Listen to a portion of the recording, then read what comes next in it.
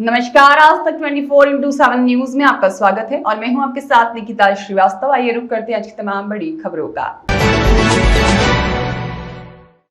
जब मध्य प्रदेश में पत्रकारों को न्याय यात्रा निकालनी पड़े और मोहन सरकार मौन रहे। मध्य प्रदेश, जिसे कभी सुशासन और जनसंचार की खुली परंपरा के लिए जाना जाता था, आज वहां की पत्रकारिता एक कठिन मोड़ पर खड़ी है। हालात ऐसे बन चुके हैं कि पत्रकारों को अपने हक, सुरक्षा और स्वतंत्रता के लिए न्याय यात्रा जैसे आंदोलनों का सहारा लेना पड़ रहा है।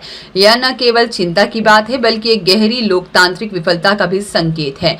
मध्य प्रदेश में ऐसे कई संगठन पत्रकारों के हित के लिए बनाए गए हैं, लेकिन कोई भी पत्रकार संगठन पत्रकार के हितों के लिए कार्यकर्ता दिखाई नहीं पड़ रहा है। पत्रकारों के लिए बनाए गए संगठनों को पत्रकारों के हितों के लिए कार्य करना चाहिए। पत्रकार प्रोटेक्शन एक्ट जल्द से जल्द लागू हो, इसके लिए एक होकर कार्य करना चाहिए। पत्रकार जो समाज के लिए आईना होता है, जो सत्ता से सवाल पूछते हैं, आज वही पत्रकार प्रदेश में असुरक्षित, उपेक्षित और अपमानित महसूस कर रहे हैं। जिन लोगों की कलम से सच्चाई बाहर आती थी, आज वे अपनी ही आवाज को बुलंद करने के लिए सड़कों पर उतरने को मजबूर हैं। हाल ही में मध्य प्रदेश में पत्रकारों पर झूठे मुकदमे दर्ज करने, उन्हें धमकाने और उनकी रिपोर्टिंग को दबाने के प्रयास तेज हुए हैं। पत्रकार संगठनों द्वारा कई बार प्रशासन और सरकार को चेताया गया, लेकिन नतीजा सिर्फ खामोशी रही।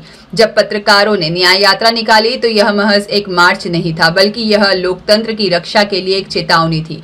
लेकिन सबसे निराशाजनक बात यह रही कि इस पूरे आंदोलन पर मुख्यमंत्री डॉक्टर मोहन यादव की सरकार ने अब तक कोई स्पष्ट रुख नहीं अपनाया। उनकी चुप्पी न केवल असंवेदनशीलता को दर्शाती है, बल्कि यह भी बताती है कि सरकार को शायद अब सवालों से डर लगने लगा है। क्या यह वही प्रदेश है जहां कभी प्रेस स्वतंत्रता को लोकतंत्र का मूल स्तंभ माना जाता था? क्या अब पत्रकारों को सच दिखाने की कीमत अपनी आजादी से चुकानी पड़ेगी? मध्य प्रदेश सरकार को यह समझना होगा कि पत्रकारों की आवाज को दबाकर लोकतंत्र मजबूत नहीं होता, बल्कि खोखला हो जाता है। न्याय यात्रा केवल पत्रकारों की नहीं, बल्कि एक जागरूक समाज की पुकार है। सरकार को अब संवाद के रास्ते खोलने चाहिए, प्रेस की स्वतंत्रता की गारंटी देनी चाहिए और उन ताकतों पर लगाम लगानी चाहिए जो सच्चाई को कुचलने का प्रयास कर रही हैं। क्योंकि जब कलम रोक दी जाती है, तब आने वाली पीढ़ियां अंधकार में जीने को विवश होती है। संतोष जैन, संपादक की कलम से।